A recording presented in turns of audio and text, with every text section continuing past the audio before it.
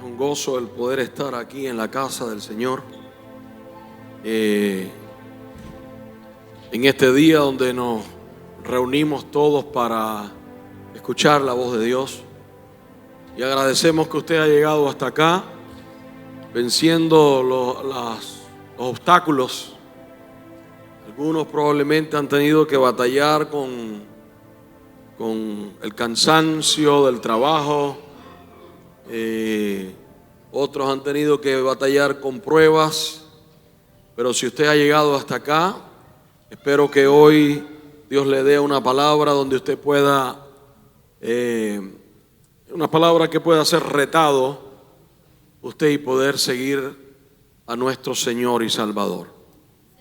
Escucho siempre al pastor, de todas maneras, por muy concurrida que esté el templo, yo no sé para qué se sientan acá ustedes, si siempre cada jueves le van a decir, muévase para acá. Entonces es preferible ya no sentarse más del lado acá, ¿verdad? Siempre porque uno se acostumbra a ir a un lugar, pero anyway, lo que hace falta es que usted hoy reciba la palabra de Dios. Quiero decirle, esta palabra va a ser un reto para muchos de nosotros hoy.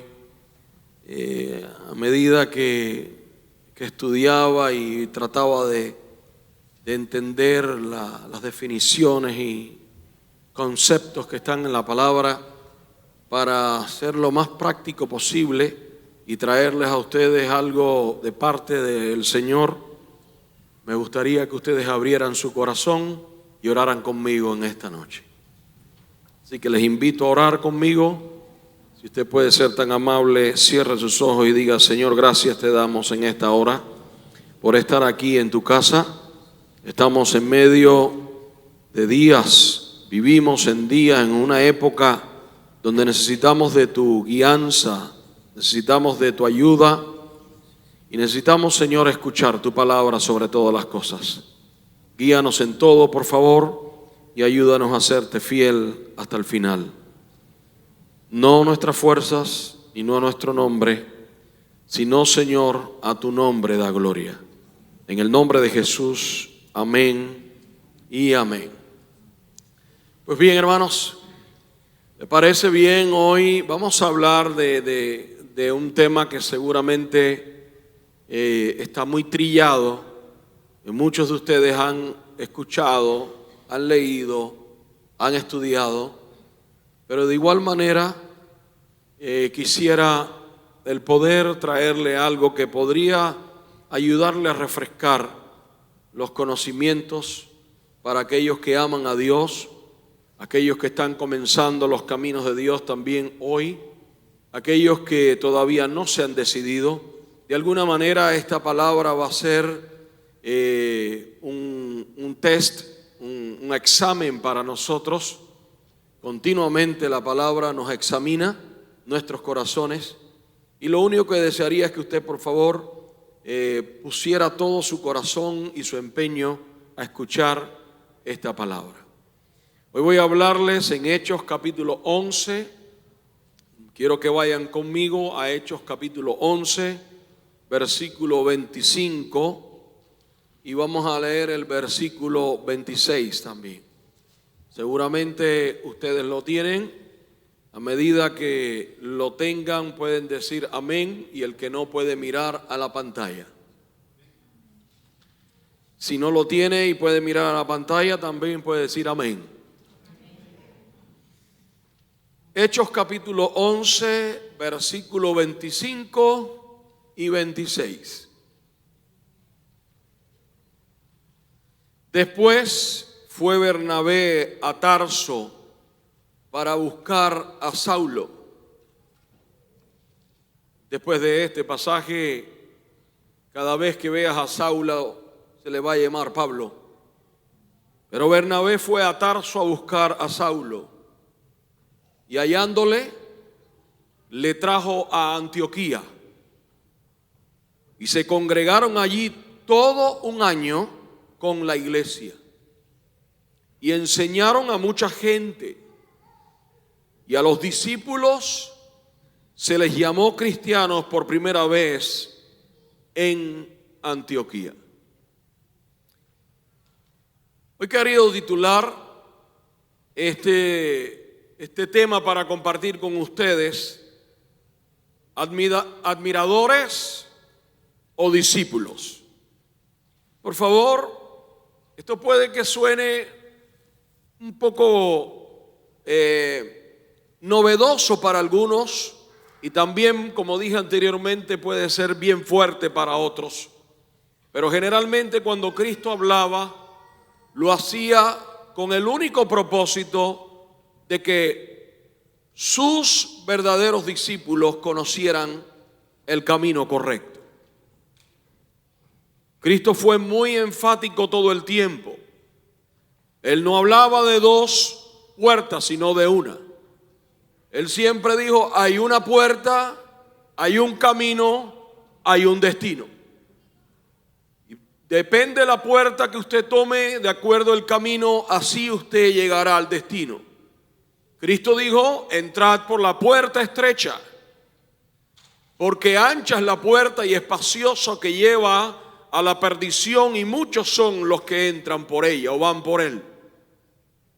De igual manera, estrecho, angosto es el camino, estrecha es la puerta y angosto el camino que lleva a la salvación, y pocos son los que la hallan.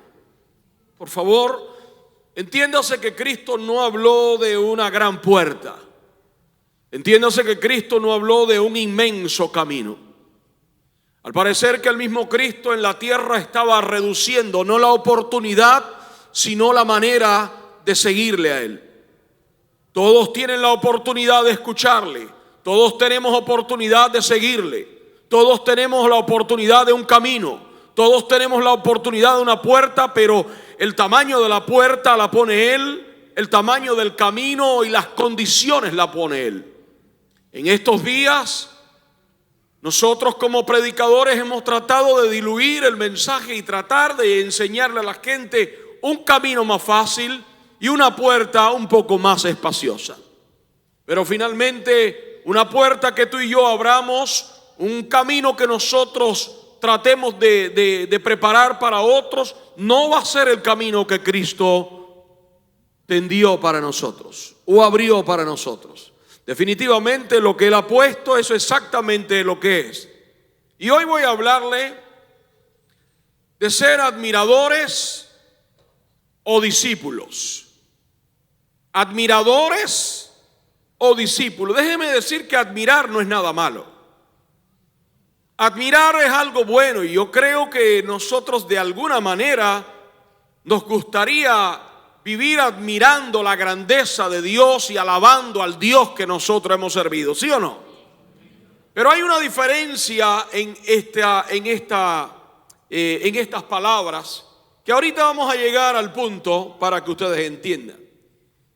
Si hay algo importante para muchos, es conocer el origen de las cosas, buscar el origen de todas las cosas.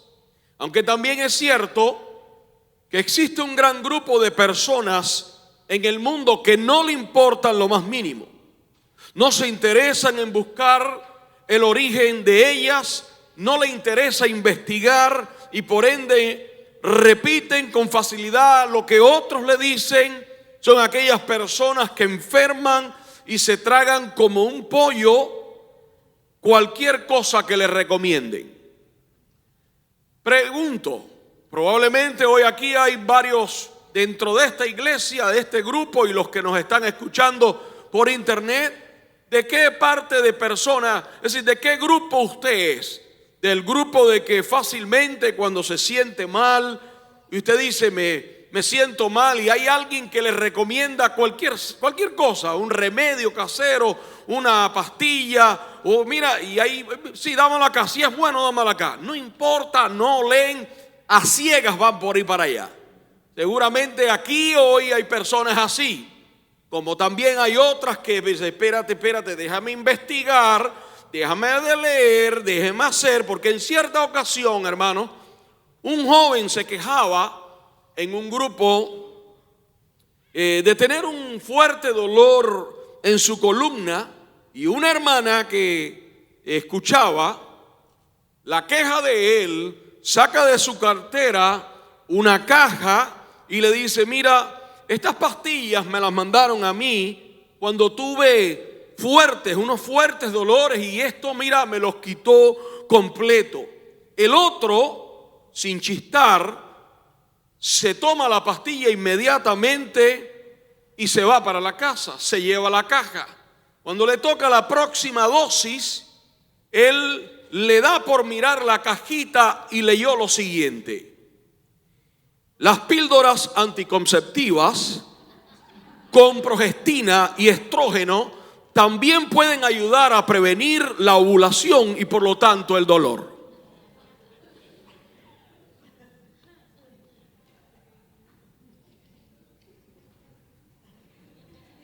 Hay gozo, ¿eh? Eso es que probablemente algunos se están riendo de algo que se han tomado. Sí, probablemente algunos se están riendo. Sí, yo lo sé, seguramente. Algunos se han reído hoy porque, imagínese, este muchacho no investiga, no nada. Bueno, pero si es bueno para el dolor y te fue bien a ti, dámela acá. Y la hermana, que tampoco sabía mucho, ni se acordaba para qué dolor se lo mandaron, ahí se lo entregó, y ni tenía ovarios, ni le hacía falta estrógeno. Qué tremendo, ¿verdad? Esto podría ser gracioso, y de hecho lo es, pero a la misma vez podría ser peligroso. Hay quienes han tenido reacciones adversas a medicamentos, otros han convulsionado y han colapsado después de tomar un medicamento equivocado o mal suministrado. Es por eso que hoy, deseando que ustedes no se tomen cualquier medicamento, deseando que ustedes tomen la píldora necesaria, deseando que ustedes conozcan la verdad de la Escritura, quisiéramos bajar a la raíz misma de nuestra fe para que entendamos de manera clara, hermanos míos, que no quede nada nebuloso, que no quede nada como que no se haya entendido qué es lo que implica ser un seguidor de Jesús. Y Jesús, en su ministerio terrenal, tuvo muchos admiradores, sin embargo, no tuvo muchos discípulos. Aunque tuvo tantos admiradores, no tuvo verdaderos seguidores. La misma cantidad, estoy hablando en proporción. Solamente recuerde un poco las multitudes que le seguían, y cuando hace aquella multiplicación de panes y peces, él mismo tiene que decir: ustedes, la multitud, yo sé que ustedes me siguen, no es que me buscan a mí, sino buscan por lo que yo he hecho, por los panes y los peces. Ustedes lo único que buscan son los beneficios, pero no me están buscando a mí. Otras veces hablaba un poco más fuerte, y después que empezó a hablar tan fuerte, los discípulos fueron un poquito afuera y empezaron a hablar ellos en sus murmullos bien bajos. Y entonces el maestro, sabiendo lo que ellos hablaban: ¿qué murmuráis en vuestros corazones? ¿De qué hablan ustedes? Y luego, como que la lengua no fluía las palabras. Tuvieron que decir: bueno, maestro, es que las últimas palabras que tú dijiste son muy fuertes, maestro. Las últimas palabras son muy fuertes y mira, la gente se está yendo. Jesús le dice: qué pena, no lo dejen ir. Agárrenlo y háganlo entrar, por favor. No, fue todo lo contrario. Jesús le dijo: ¿quieren irse ustedes también? Son tan fuertes mis palabras que ¿Creen ustedes que la gente se va porque las palabras son fuertes? Si son tan fuertes, pues la puerta está abierta. Váyanse también. Después Pedro se da cuenta en el error que están metidos todos ellos y dicen: Señor, Maestro, ¿a quién vamos a ir? Si solamente tú tienes palabra de vida eterna. Solamente tú tienes palabra de vida eterna. ¿A quién? No es a dónde, es a quién. En este instante, aunque Jesús tuvo muchos admiradores, no tuvo muchos y verdaderos seguidores. Por eso desearía comenzar hablándole sobre el origen de dos palabras importantes que abarcarán toda la lección de esta noche. Y las dos palabras son tan conocidas por ustedes. Una es cristianos y la otra es discípulos. Estamos de acuerdo para aprender hoy, ¿verdad? Por favor, trate de abrir su mente y mirar lo que Dios quiere decirnos en esta noche. Llevamos aproximadamente 20 siglos, más de 2000 años de la historia de la fe cristiana, y con el paso del tiempo, esas dos palabras que acabo de mencionar han perdido el sentido original, y como este término, que tuvo una connotación y un peso y un significado muy profundo y serio, hoy se ha vuelto un término que no significa absolutamente nada. Absolutamente nada. Y vamos a dirigirnos a este libro de los Hechos en el capítulo 11. Se le llama Hechos precisamente por eso, porque registra los hechos de la primera iglesia, de cómo nace, cómo conviven entre ellos y se desarrolla la vida de los primeros cristianos. Y cuando llegamos al capítulo 11 del libro de los Hechos, ya han pasado aproximadamente, en este capítulo 11, ya han pasado aproximadamente 10 años. 10 años de la historia de la iglesia, desde que la iglesia surge. Ya Jesús había ascendido al cielo, el Espíritu Santo había descendido en Pentecostés, el número de creyentes superaba a los 10,000 aproximadamente, más de 10,000 creyentes ya habían para ese entonces.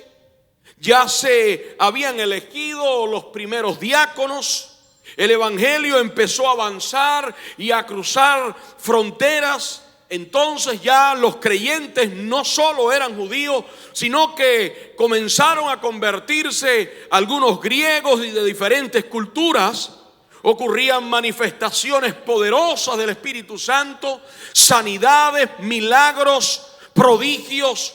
Habían diferentes señales, habían liberaciones de personas endemoniadas. Increíblemente Dios moviéndose de un lugar a otro.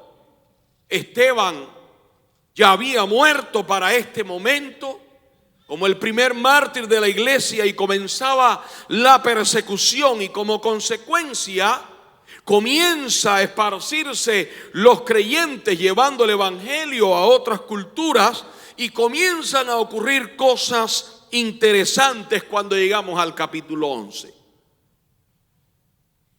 Los versículos 25 y 26 dice que después, vuelvo a leer lo que leíamos al principio, fue Bernabé a Tarso para buscar a Saulo, y hallándole le trajo a Antioquía, y se congregaron allí todo un año con la iglesia y enseñaron a mucha gente. Y aquí están las dos palabras.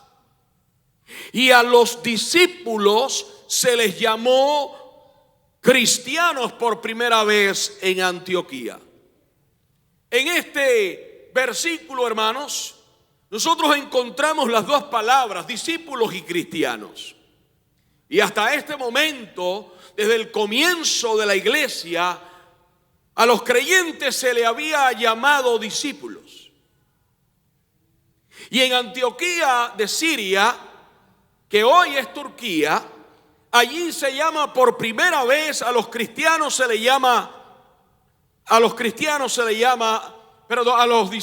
le llama por primera vez cristianos. Ahora comenzaré primeramente con la palabra cristiano. Y si yo me preguntaría hoy, yo le pregunto a ustedes hoy, ¿qué es ser cristiano? ¿Qué es ser cristiano? Bueno, yo no sé si usted recuerda, pero hay un video que se hizo viral, creo que fue en España, donde los padres llevaron a su hijo, un muchachito de unos 8 o 10 años, y le preguntan antes de ser bautizado, bueno, de acuerdo a la fe que profesamos hoy, me gustaría preguntarte si tú quisieras ser cristiano. Y el muchachito respondió, no, yo quiero ser Messi. Y usted quizás no entiende mucho de esto, pero existe en el soccer, en el fútbol hispano o el soccer, dos personajes muy grandes en el mundo. Uno es Cristiano Ronaldo y obviamente no se refería, el cura le estaba diciendo, te vas a bautizar, tienes 8 o 10 años, tú quieres ser cristiano, refiriéndose a Cristiano, que debería ser un buen creyente, y él le dijo, no, yo quiero ser Messi. Esto se hizo viral.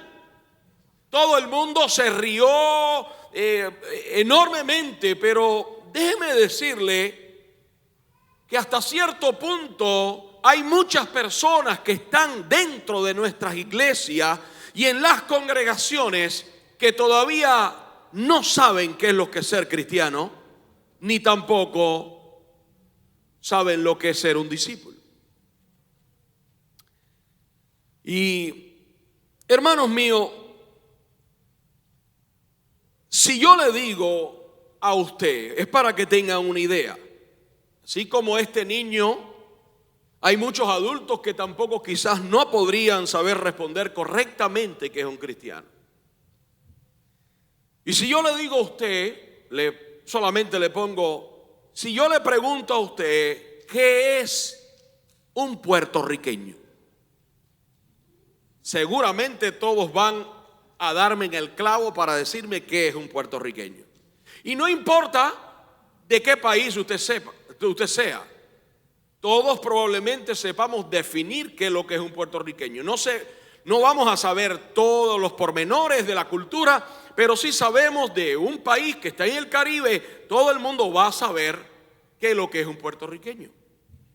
Si yo le preguntara a usted qué es un policía, todos podríamos definir qué es un policía, sin ningún tipo de problema. Si le preguntara qué es un agricultor, seguramente todos vamos a tener una idea concluyente donde vamos a estar de acuerdo de qué es lo que es un agricultor. Pero si yo le digo cristiano, ¿qué es un cristiano? Es muy probable que entre nosotros aquí, si hoy hiciéramos 8 grupos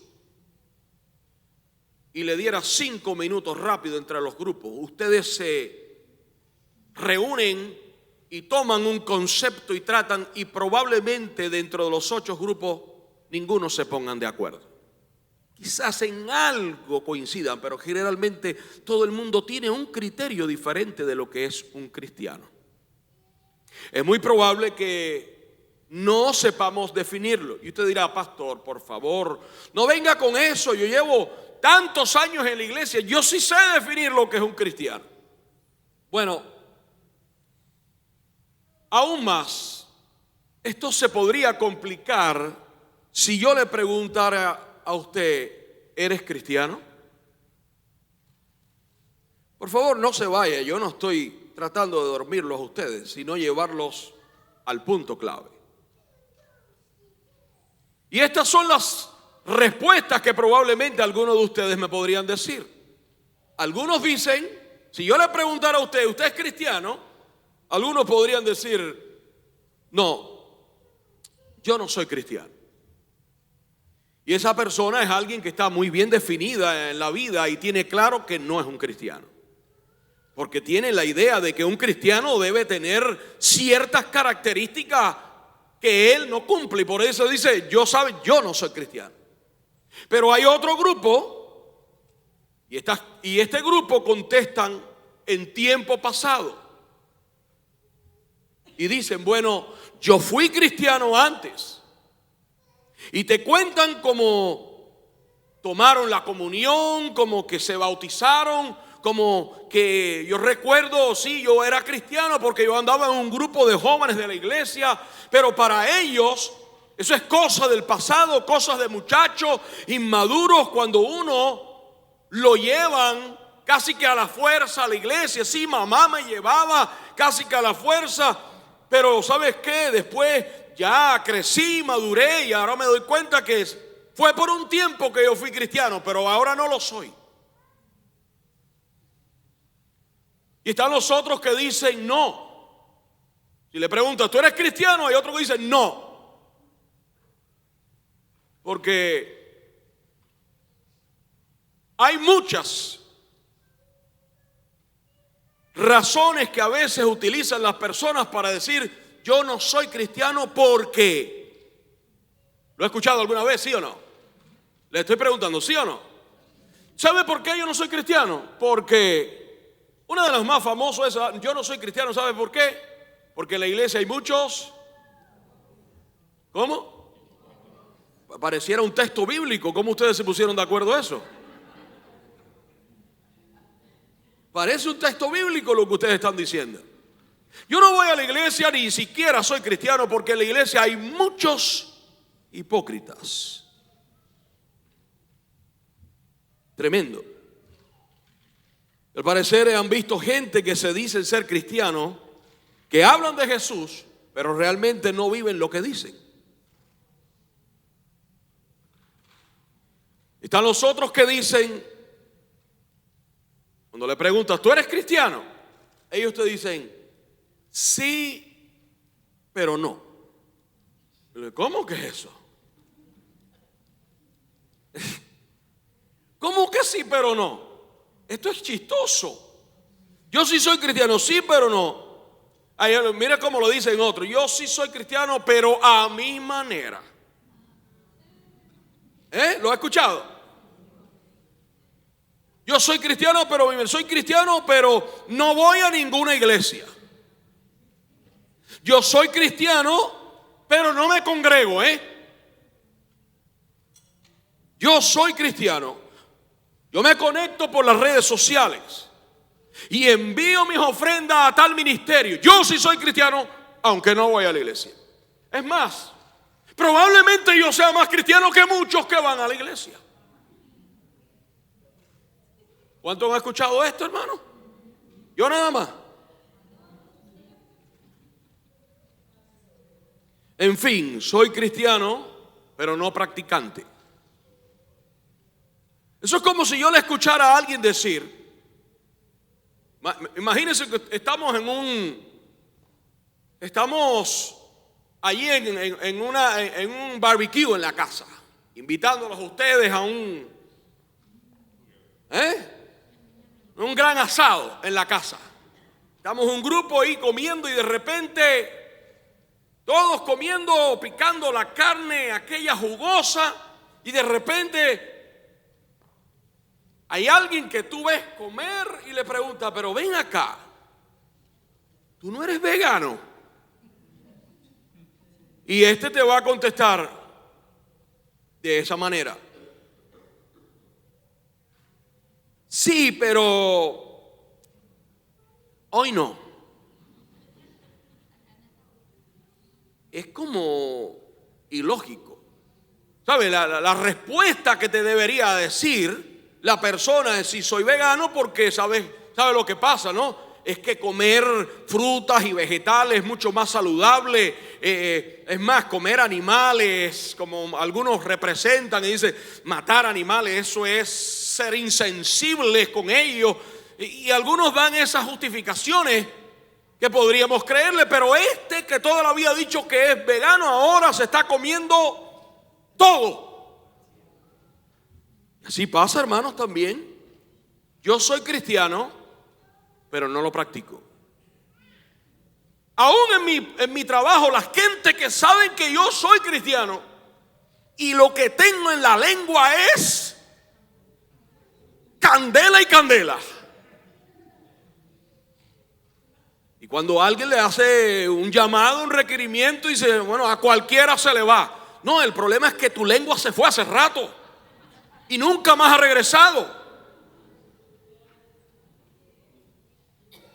Pero aún más, hermanos, si nosotros profundizamos y le preguntamos un poco más, pero ¿y cómo tú sabes que tú eres cristiano? Ahí se empieza a complicar el asunto. Y algunos toman el punto de referencia del nacimiento. Porque yo nací en un hogar cristiano. Yo soy cristiano porque desde que yo abrí los ojos, mis padres eran cristianos.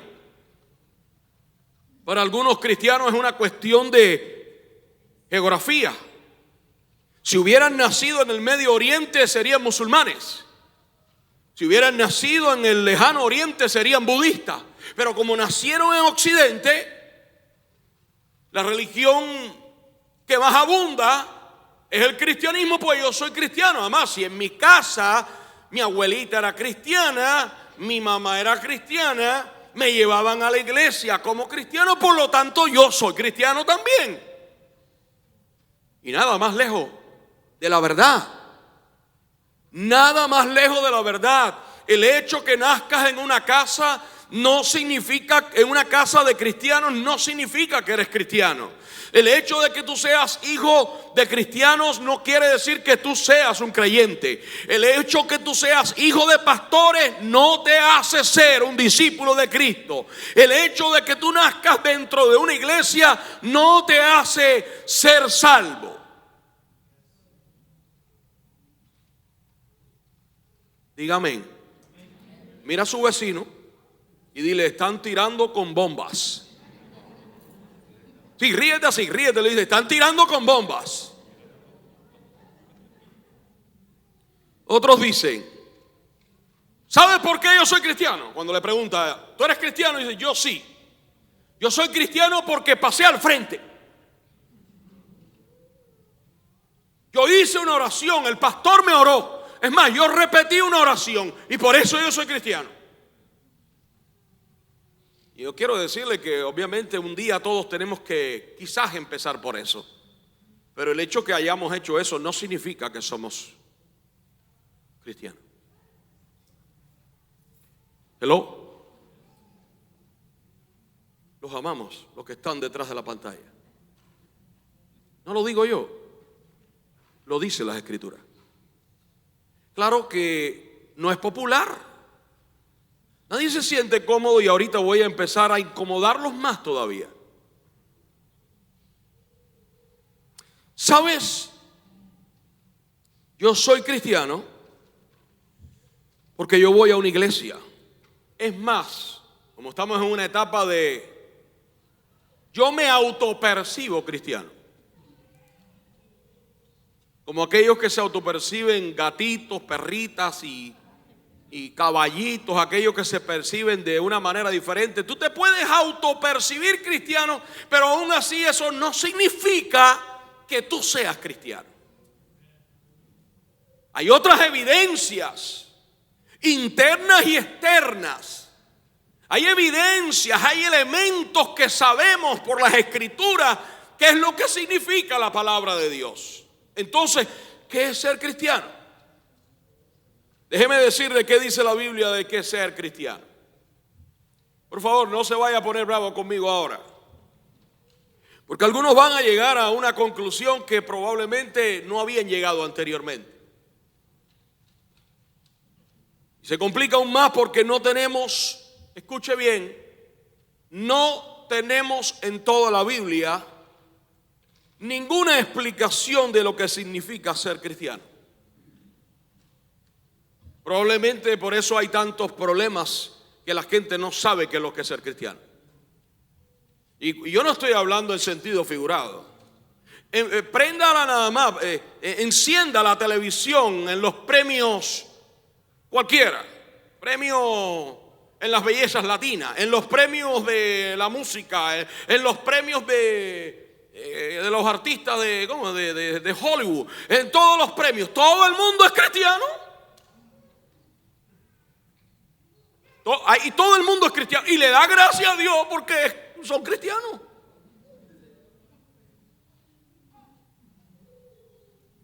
Todo el mundo es cristiano. Por eso que la palabra cristiano se ha desvanecido tanto que no significa absolutamente nada. No significa nada. Si fuera poco, a pesar de que no hay ninguna definición en la Biblia de qué es lo que es ser cristiano, hay algo más curioso.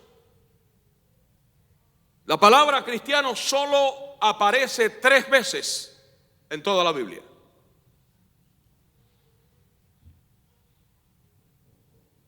Diga aleluya.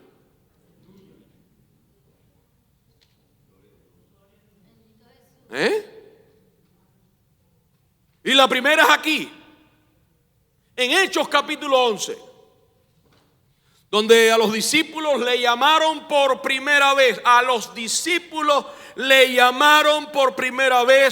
cristianos. Luego en Hechos 26, 28 aparece nuevamente la palabra cristiano, cuando Pablo está predicándole al rey Agripa y el rey le dice: por poco me persuades a ser cristiano.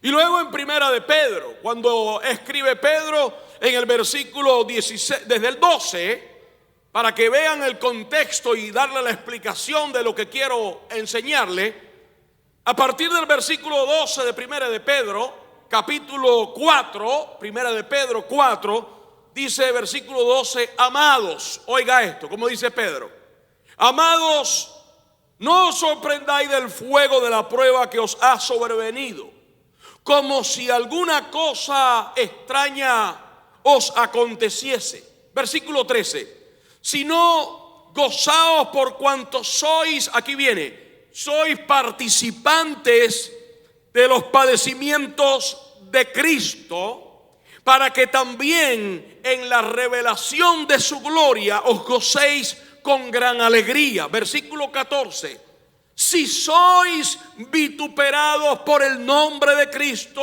sois bienaventurados, porque el glorioso Espíritu de Dios reposa sobre vosotros. Ciertamente, de parte de ellos es blasfemado, de los que los persiguen, él es blasfemado, pero por vosotros es glorificado. Así que ninguno de vosotros padezca como homicida o ladrón o malhechor o por entremeterse en lo ajeno. Versículo 16: pero si alguno padece como cristiano, no se avergüence, sino glorifique a Dios por ello.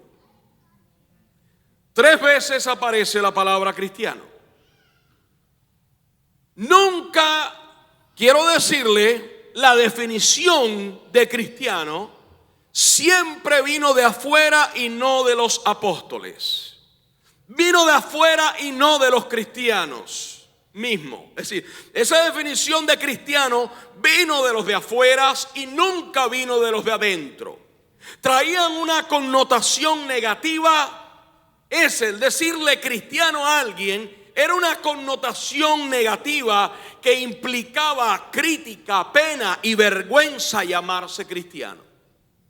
Ahora, yo no estoy diciendo de que no podemos llamarnos cristianos, de hecho lo somos. Solamente estoy tratando de enseñarle que vayamos a la raíz de la palabra cristiano. Eso es lo que la Biblia nos enseña. La Biblia nos enseña que aunque aparece 3 veces, ¿por qué se le llamaba cristiano? Por ejemplo, en Hechos 11, ya después que los judíos dejaron o empiezan a predicar no en hebreo, sino en griego, para acercarse al mundo nuevo para ellos y evangelizar a los gentiles. No podían hablarle en hebreo, y la palabra hebrea que se usaba para el Salvador, para Cristo, para Mesías, era el Mesías. En griego la palabra es Cristo. Y como esta gente, los discípulos de Jesús, los apóstoles, continuamente hablaban de Cristo, vivían para Cristo, ellos se negaban a sí mismos para vivir por Cristo, ellos tenían que morir por Cristo, todo era Cristo, y como ellos vivían para Cristo y todo el tiempo hablaba de Cristo, cuando esta gente mundana que empieza a perseguir a la iglesia toma el término cristiano como una burla. Por eso es que los cristianos eran una burla en el comienzo.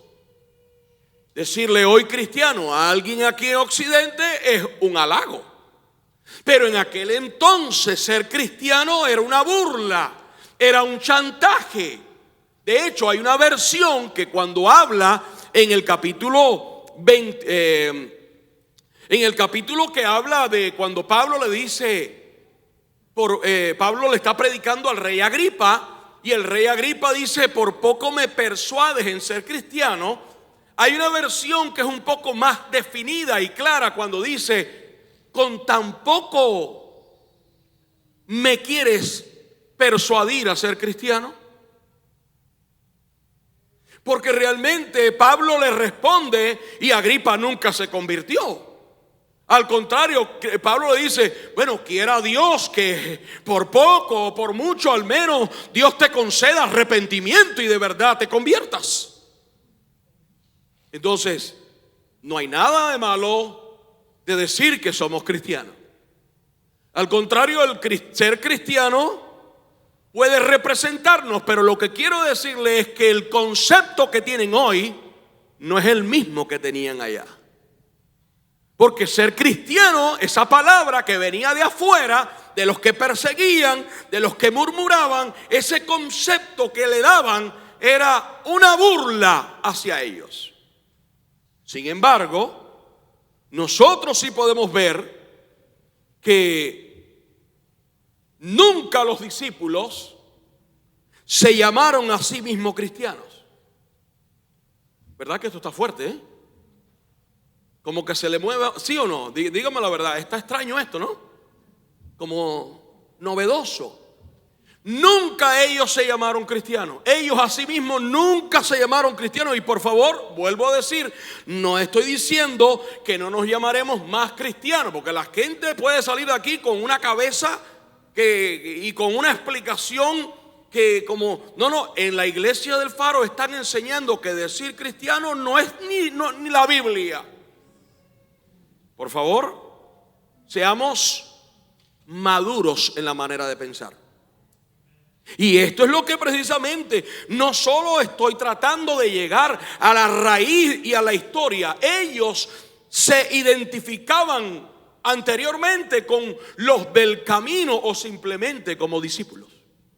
A los cristianos, ellos al principio no le llamaban cristianos, sino se identificaban como los del camino, los que estaban en el camino o los discípulos.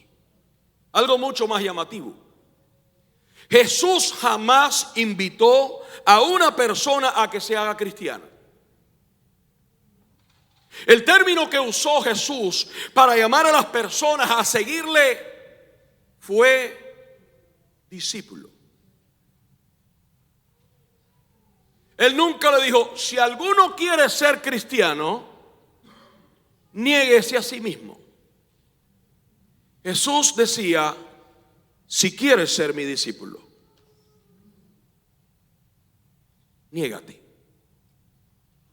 Toma tu cruz cada día y sígueme.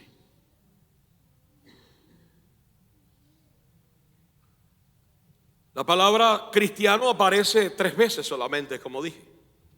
Sin embargo, la palabra discípulos aparece aproximadamente 260 veces en el Nuevo Testamento.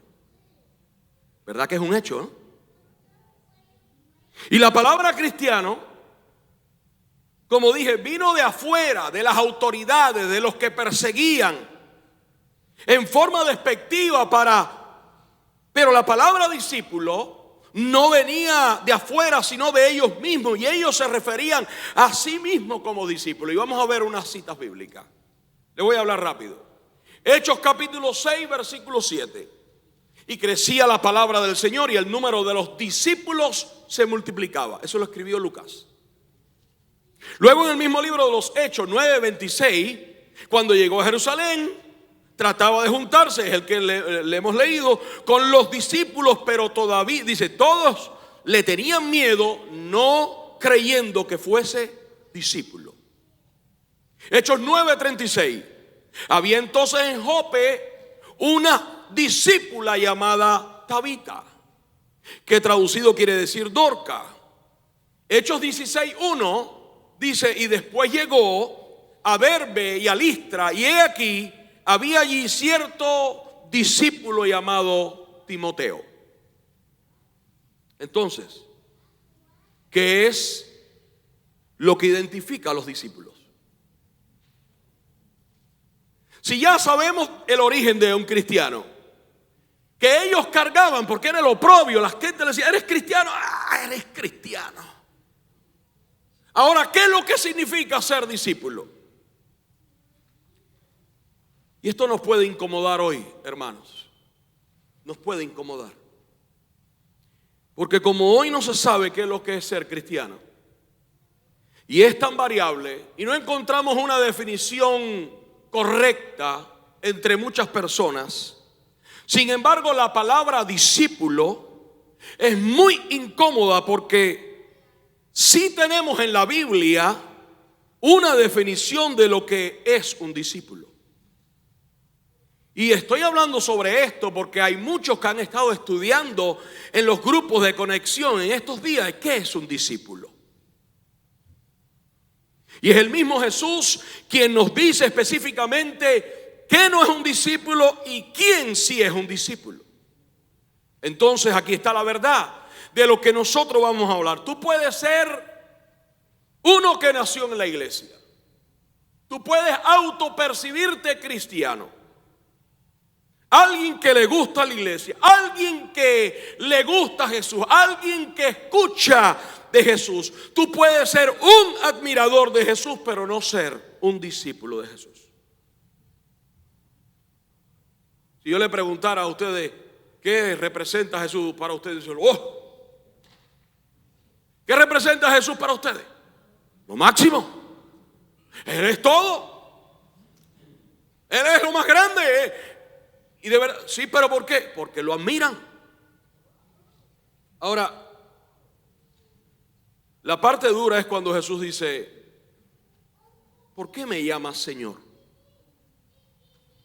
¿Por qué tú reconoces y me admiras como Señor, Señor, y no haces lo que yo te digo?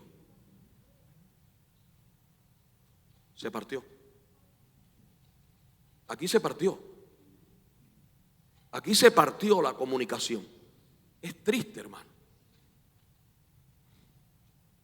Yo quisiera que existiera una manera. A veces yo quiero ser hasta como todos nosotros. Queremos ser más buenos que Dios. Y yo quisiera que hubiera una manera de extenderle a la gente mira, conócelo, porque de esta manera el amor te alcanzará. A mí me alcanzó el amor por la misericordia de Dios nada más, la misericordia. Yo siempre fui un pecador y no soy digno de ser llamado un ministro. Solo la gracia me alcanzó. Pero uno tiene que entender que si tú llamas a Él, Señor, si lo llamas Señor y le dices Señor, Señor, Él te sigue preguntando, ¿y por qué me dices Señor y sigues haciendo lo que tú quieres y no lo que yo te digo? Eso es un discípulo. Y no hay término medio. No es que hay cristianos de primera, ¿sabe? De primer nivel, y hay otros que son discípulos porque obedecen más de un nivel superior. Eso no existe en la Biblia. No lo existe. El llamado al discipulado es toda la iglesia: el canoso, el calvito, el gordito, el flaco, el que lleva tiempo, el que lleva años. ¿Cómo puede ser que yo conozca dónde puede evidenciarse que hay un cristiano? Bueno, yo puedo decirle dos elementos fundamentales para saber que es un cristiano. Y pueden haber unos más, pero para poder terminar hoy, tendría que decirle primeramente que esa palabra discípulo es muy incómoda. Y si esta verdad de lo que estamos hablando hoy, tú puedes entenderla, podrías escuchar lo que dice el doctor John MacArthur. Y John MacArthur dijo: el único mensaje que Jesús proclamó, oiga bien esto, el único mensaje que Jesús proclamó fue el del discipulado. El llamado que Jesús hizo siempre ha sido un llamado de seguirlo a Él, un llamado a la sumisión, un llamado a la obediencia. Nunca fue un ruego por hacer algún tipo de decisión momentánea para adquirir perdón y paz y el cielo para después seguir viviendo como usted quisiera. Las invitaciones de Jesús siempre fueron llamados directos a un compromiso que costaría todo. Todo.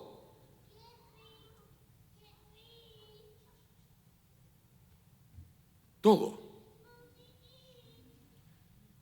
Dígale ahí en secreto a Dios, aunque sea: aleluya.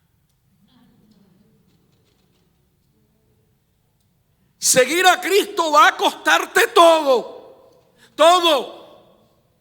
Y ¿sabes qué? Si la única manera, yo le decía a los hermanos en el grupo ayer, porque, por favor, sáquenme del error. Si yo estoy en el error, yo honestamente estoy dispuesto a arrepentirme en público. Pero sáquenme del error. ¿Por qué se nos hace tan fácil el evangelio aquí en Occidente cuando en África la gente está muriendo por ser cristiano, dando su propia vida, son masacrados, y todavía nosotros hablamos de prosperidad? Porque Dios prospera y porque Dios quiere bendecirte. ¿Y qué hay de aquellos que están dando su vida y la sangre por Cristo? ¿Qué hay de aquellos que le dijeron: aquí estoy, no voy a negarte, no voy a servir a Mahoma, no voy a ir al Islam, porque Jesucristo es mi Señor? ¡Pum! Muerte al cerebro. ¿Qué hay de ese? ¿Cuál es la diferencia? Y hoy estamos aquí, no somos perseguidos. ¿Y cómo puedo mostrar ese amor? ¿Cómo puedo mostrar ese discipulado? ¿Cómo puedo mostrar que soy un cristiano cuando se te da la oportunidad de no mentir y no lo haces?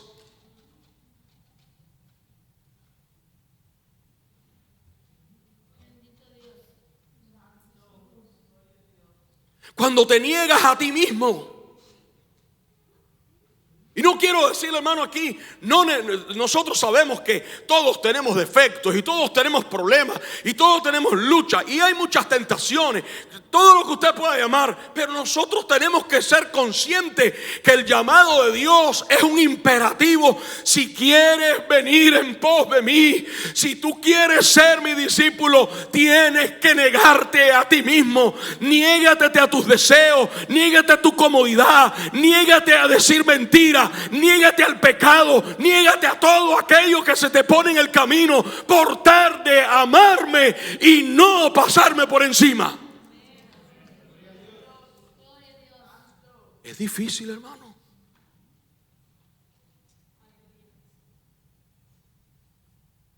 Es difícil ser discípulo. De hecho, a aquellos le llamaron cristianos porque eran discípulos. Porque pudieron sufrir la burla, el oprobio, el castigo. Todos dieron su vida. Esos que fueron discípulos y amados por Cristo, todos dieron su vida por la causa del evangelio. por no negar el nombre de Cristo. Y de manera burlona le decían cristianos.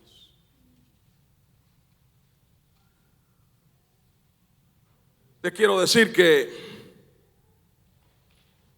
voy a hablar de estas dos características y termino. Los discípulos, según Jesús, son los que aman a los demás.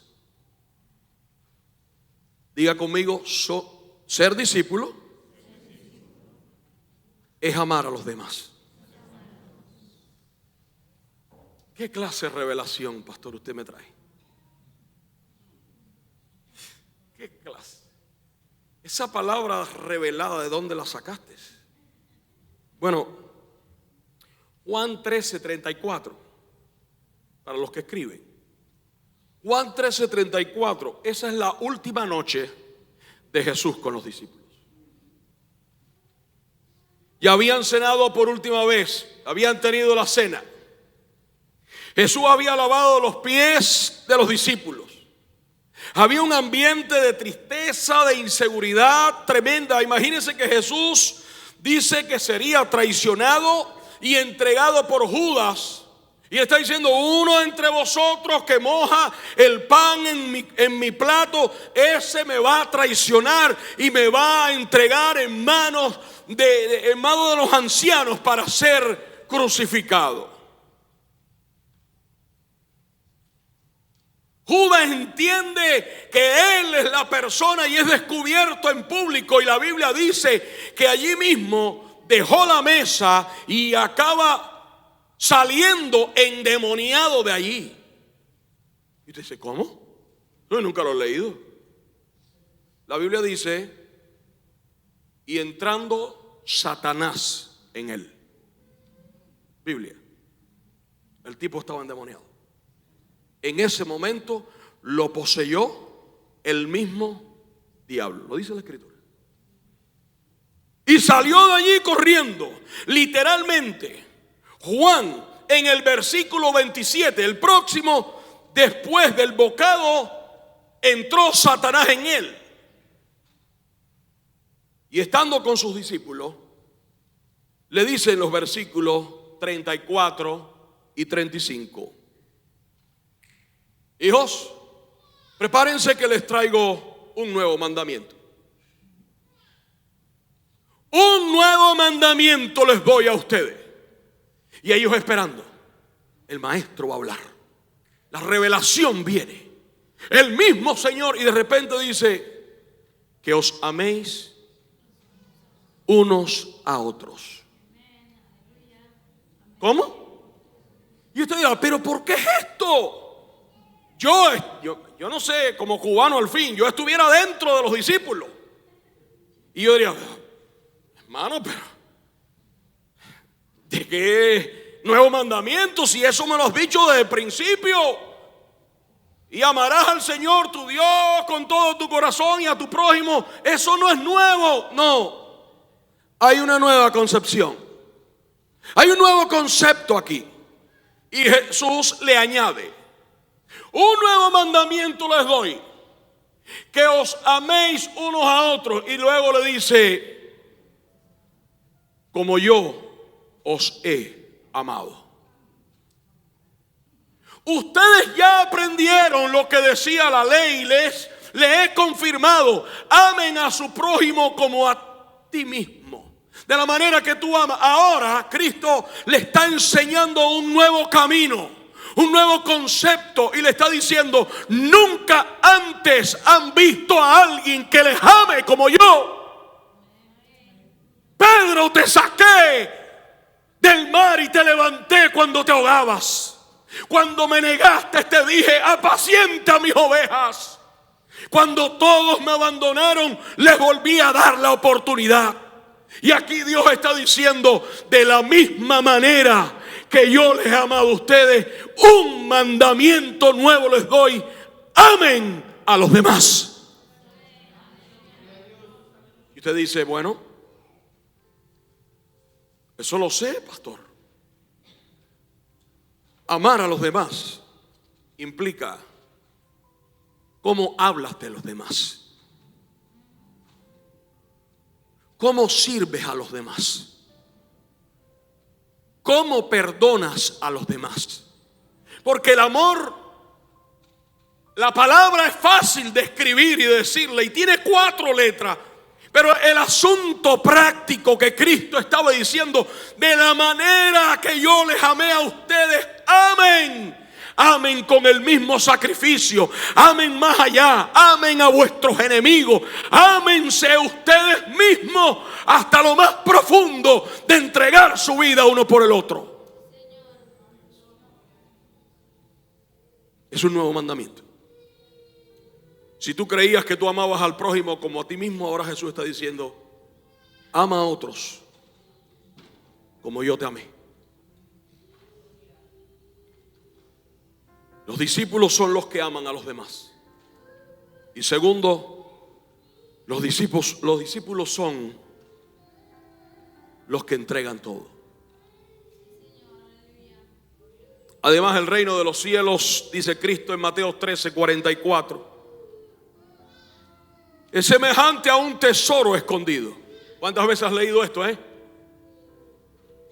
un campo. Un tesoro escondido en un campo, el cual un hombre halla y lo esconde de nuevo, y gozoso por ello va y vende todo lo que tiene y compra aquel campo.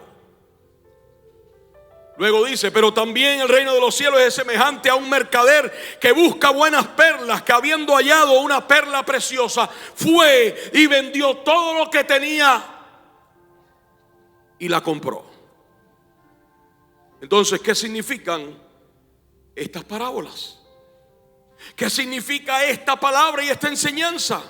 La enseñanza principal de Cristo es que una persona que se encuentra verdaderamente con el evangelio salvador de Jesucristo, si de verdad, no me digas que te gusta, no me digas que escuchas, no me digas que lo admiras, no me digas que vienes a la iglesia, no me digas que naciste en una iglesia, no me digas que eres miembro, no me digas que porque ya te bautizaste, no me lo digas. Si tú conociste al Salvador, esa persona tiene que entregarlo todo y le da la espalda al mundo para seguir a Cristo.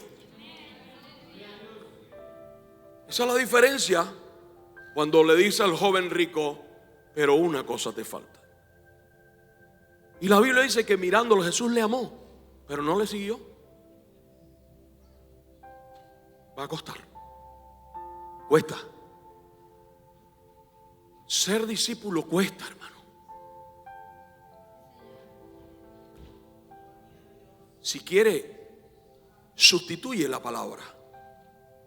Ser un cristiano verdadero, no de los que inventan la gente por ahí, no esos conceptos que no están ni definidos. Ser un cristiano verdadero cuesta humillarse, cuesta pedir perdón, cuesta orar por los transgresores, cuesta orar por el que te ultraja, cuesta seguir el ministerio cuando te critican, cuesta seguir sirviendo al Señor por amor a aquellos que todavía están a tu lado. Yo voy a pedirte que por favor te pongas en pie por un momento.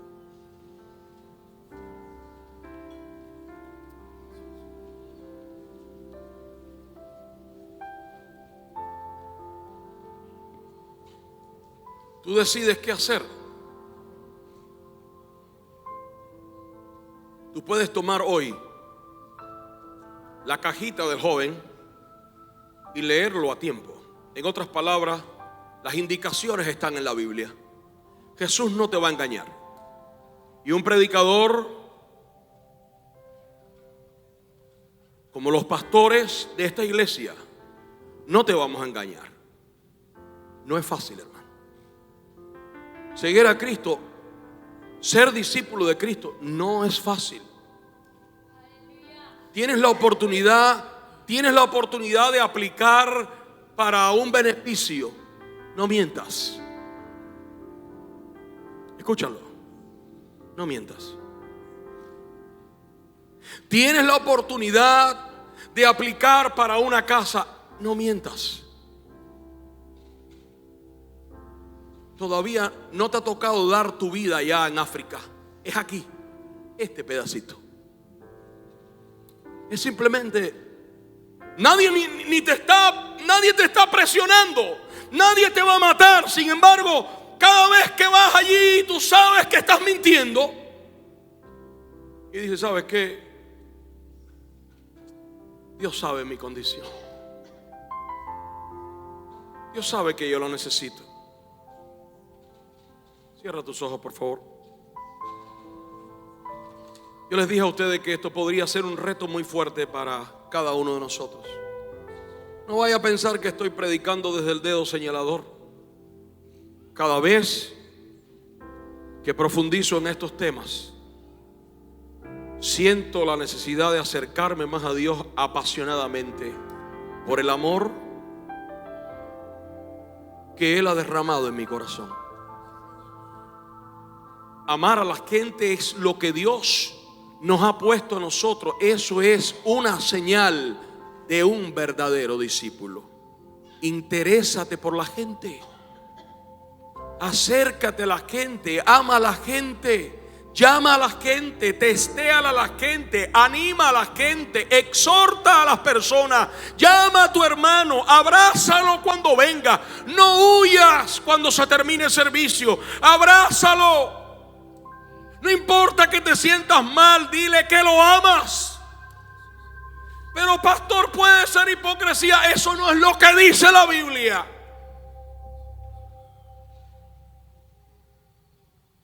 Ámalo como yo te amé a ti. Perdónalo como yo te perdoné a ti. Padre, te damos gracias. Oramos en esta noche a favor de nuestros hermanos. Sabemos que todos estamos en este camino, que es un camino de abnegación total, que es estrecho, al igual que la puerta, que es estrecha la puerta, es angosto el camino, pero ese es el que lleva a la salvación. Señor, trabaja en nuestras vidas para saber escuchar tu voz y responder a ese llamado que tú nos haces. Humildemente te digo, Señor, soy uno más de esta congregación que necesita acercarse a ti. Quiero ser el ejemplo de amor hacia otros hermanos, hacia otras personas, hacia mi propia familia, hacia mi esposa, hacia mis hijos. Somos imperfectos, somos débiles, pero aquí estamos delante de tu presencia para tomar una determinación radical donde digamos, Señor, no es con mi propia fuerza, sino con tu espíritu, dice el Señor. Alguien puede levantar sus manos y dice, Señor, no es con mi fuerza, ayúdame a hacerlo con tu espíritu. Ayúdame, Señor, a tomar determinaciones correctas.